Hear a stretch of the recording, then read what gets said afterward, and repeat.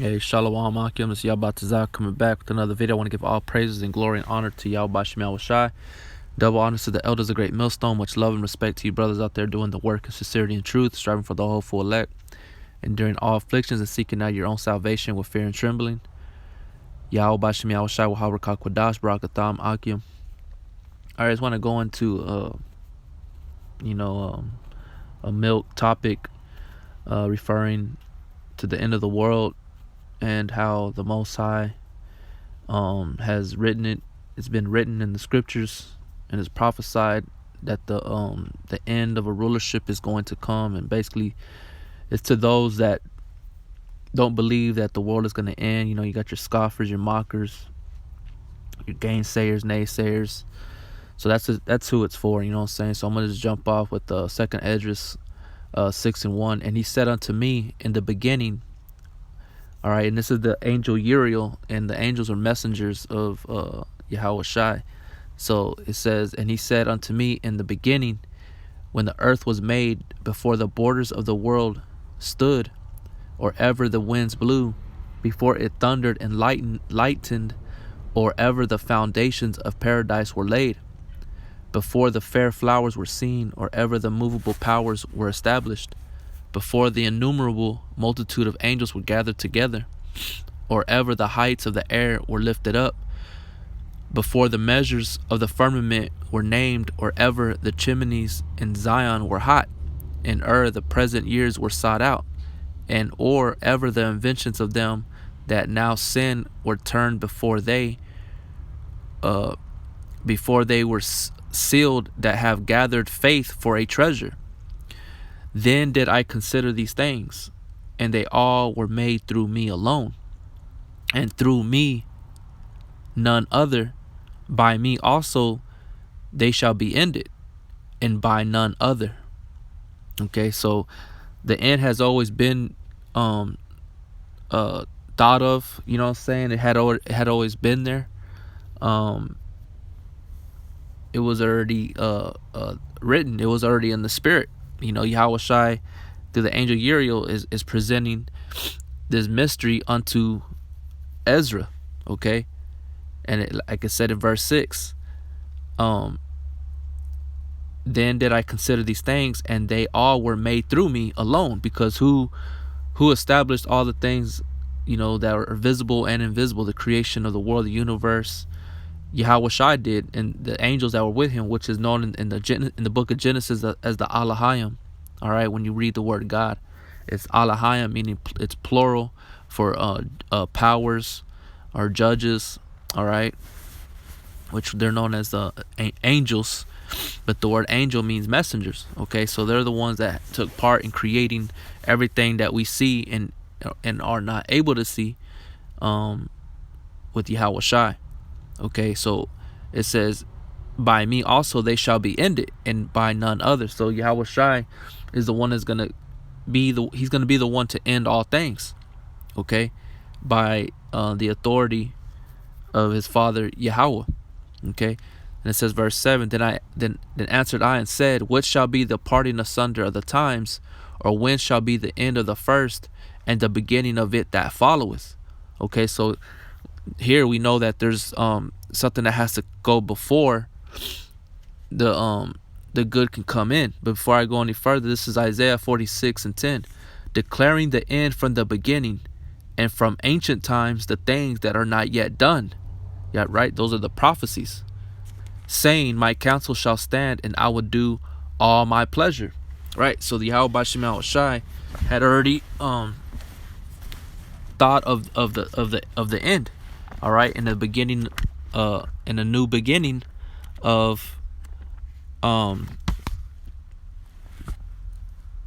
righteousness, of no more being there, not being any more poverty or oppression, wickedness, evil, murder.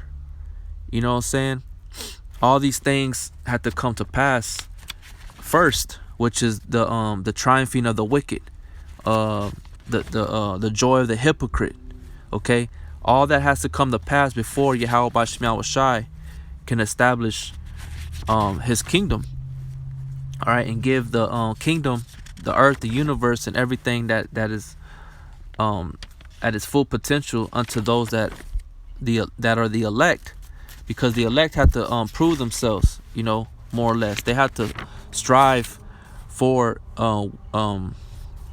the masteries, which is the wisdom, knowledge, and understanding of Yahweh Bashem Yahweh Shai.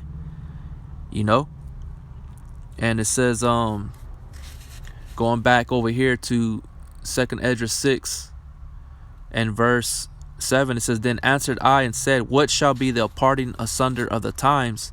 Or when shall be the end of the first and the beginning of it that followeth? Okay, now it's going to go into it and break it down to you, but I kind of want to stay on a little,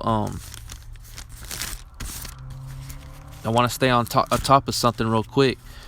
This is in, let me see, the book of Ecclesiastes. I'm just going to pull it from here, from the sword. Just bear with me. This is Ecclesiastes 7 and 8. Better is the end of a thing. Better is the end of a thing than the beginning thereof. You see, so better is the end of a thing than the beginning thereof, because we know the beginning of the world's creation, starting with man,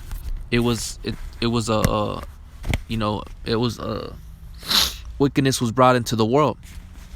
You know what I'm saying? So it's better that it ends than the beginning of it. The ending is going to be better than the beginning of it, because the ending of it is going to bring in righteousness. It's going to bring in joy, etc. You know what I'm saying? So I'm looking for another scripture here in 2nd Ezra, and let's see, Lord willing, I can find it, man. This is in the book of 2nd Ezra chapter 5, and I'm going to start at verse 46. And he said unto me, Ask the womb of a woman, and say unto her, If thou bringest forth children, why dost thou it not together, but one after another? Pray her therefore to bring forth 10 children at once. Then I said, She cannot, but must do it by distance of time. Then said he unto me, Even so have I given the womb of the earth to those that be sown in it in their times. For like as a young child may not bring forth the things that belong to the aged, even so have I disposed the world which I created. And I asked and said, Seeing thou hast not given me the way, I will proceed to speak before thee for our mother, of whom thou hast told me that she is young, draweth not now nigh unto age. He answered and said, Ask a woman that bringeth children, and she shall tell thee. Say unto her, Wherefore are not they whom thou hast now brought forth like those? Man, that's not the one. Salakia. This is it.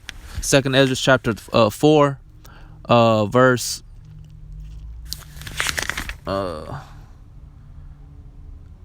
verse 26. And he said, And he answered me and said, The more thou searchest, the more thou shalt marvel. For the world hasteth fast to pass away, and cannot comprehend the things that are promised to the righteous in time to come. For this world is full of unrighteousness and infirmity. Okay?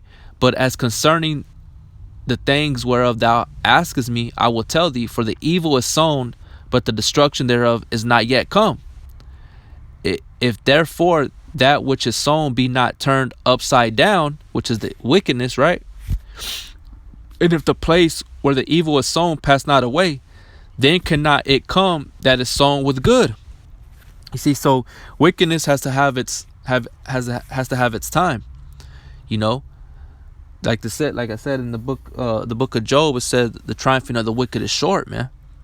Okay, that the earth is given into the hand of the wicked. Job 9:24. All right, it says, going back to 2nd Ezra chapter 4 verse 30, for the grain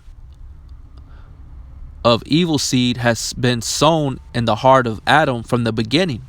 See, And how much ungodliness hath it brought up unto this time, and how much shall it yet bring forth until the time of threshing come? You see, so it's going to continue to get worse and worse. The time of Jacob's trouble, people are waxing worse and worse. That's the time that we're in, man. But the end is going to come. A lot of people don't believe that the end is gonna come. You know what I'm saying? Whether they believe that the earth's gonna be destroyed, but they don't believe that the end of themselves is going to come, man. Which is false, because Yahweh Shem Yahushua is telling us, and it takes faith to believe that. And it's not even just that. You look outside and you see all these wicked people being put to death. They're being destroyed with drugs.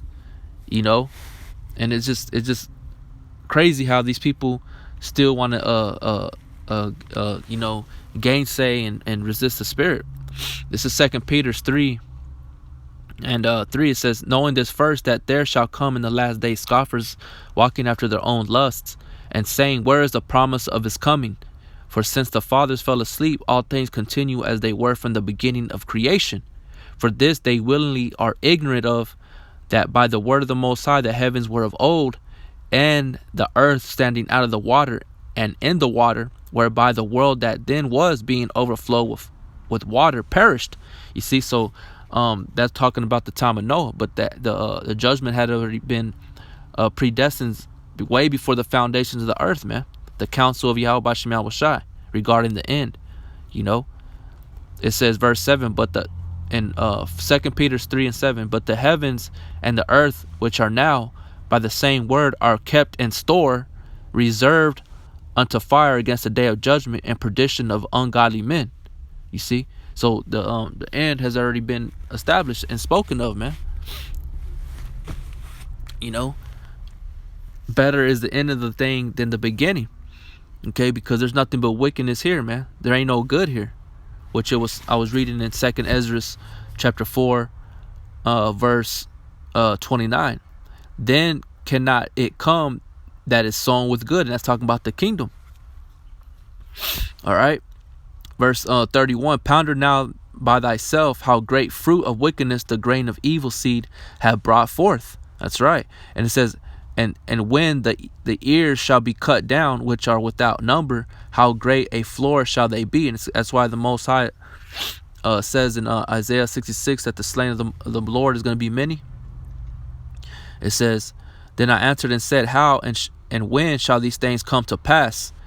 Wherefore are our years few and evil? That's right. So he's asking the same thing as right here in 2 Ezra 6 and 7. Then answered I and said, what shall be the parting asunder of times? Or when shall be the end of the first and the beginning of it that followeth? Verse 8, and he said unto me, from Abraham unto Isaac, when Jacob and Esau were born of him, Jacob's hand held first the heel of Esau. So it's going back to Genesis 25 regarding Isaac and Rebekah, and she being impregnated, with child, which was, she had twins. And it said that Jacob held the heel of Esau when they pulled Esau out, because Esau is the elder brother and Jacob is the younger brother. But that represented the end of a rulership, all right, of an age. Verse 9, for Esau is the end of the world, you see, and Jacob is the beginning of it that followeth. That's why it said in Ecclesiastes 7 and 8, better is the end of a thing than the beginning thereof, because the beginning of the thing is evil out here, man. All right, whether you people want to believe it or not, it all started with men going off and rebelling against Yahweh B'Shem Yahushua. Okay, so who's in rulership right now? Esau, the so-called white man. All right, and he's at his end, and he's about to be destroyed, and all wickedness is going to go away with him. And the thing that followeth is the thing that represents righteousness and good, which is Jacob, the elect. Under Yahweh B'Shem Yahushua. Okay. And it says, for Esau is the end of the world, and Jacob is the beginning of it that followeth. Okay, the hand of man is betwixt the heel and the hand. So that's what that represent when you read in Genesis 25. So going back over here to 2 Ezra chapter 4, verse 34, and he answered me, saying, do not thou hasten above the Most High, For thy haste is in vain to be above him, for thou hast much exceeded. It says, did not the souls also of the righteous ask questions of these things in their chambers, saying, how long shall I hope on this fashion? When cometh the fruit of the floor of our reward?